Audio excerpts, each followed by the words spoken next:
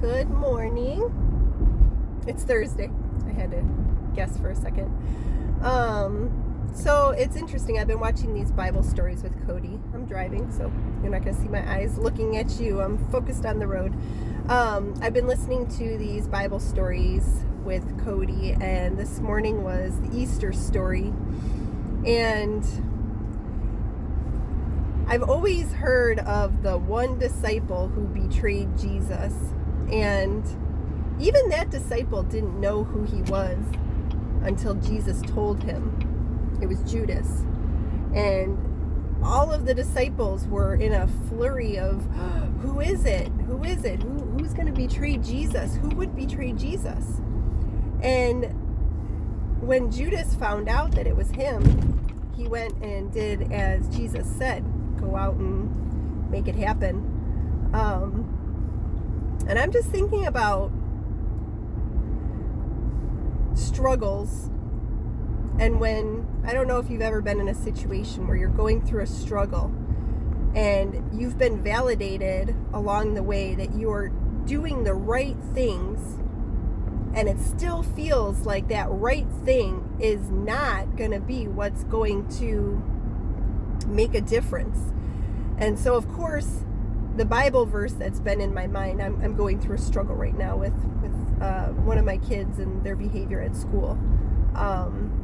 And I've got the support system. The school is supporting the situation, and I'm praying through it, and I'm just seeking guidance and direction. And the Bible verse that's been coming to mind is Galatians 6:9.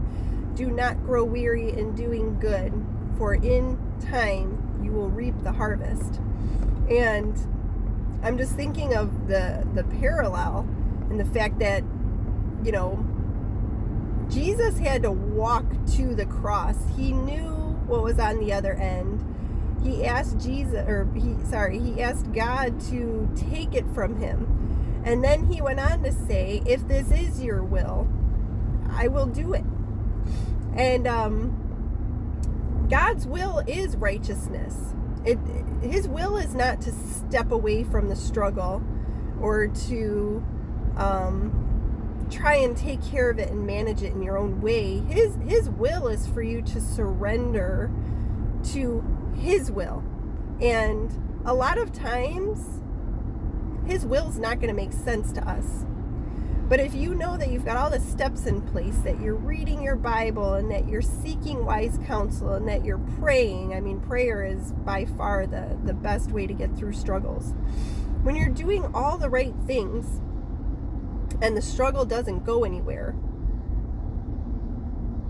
it doesn't mean that it's not meant to be, or that it's not meant to ride out the way it needs to.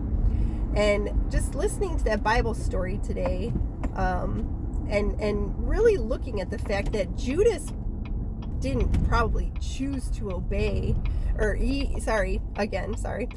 didn't choose to betray Jesus. That doesn't sound like it was something that he had premeditated or chose to do. It was something that had to be done for God's glory to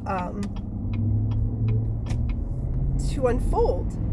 And so I'm just thinking, if as a person who is doing their very best to surrender to God's ways and obey God's ways and God's law, it's not a ticket out of struggles. It's not. It's you're still going to struggle. And you can rest assured that the battle is already won. The battle for our souls, that battle is already won. So whatever struggle we're facing, just remember to make sure you're doing the right thing. And even if it doesn't feel like it's helping, if it's the right thing, and it is the right thing, if it feels like it's the right thing and you've exhausted all of your checkpoints to make sure that it's God-led, just trust him to work through it, and he will work it out for good, because Romans 8:28 also tells us the same thing. All things work together for the good of those who love God. So if your focus is on anything during a struggle, let it be loving God. That's where your focus should be. And the rest will fall into place.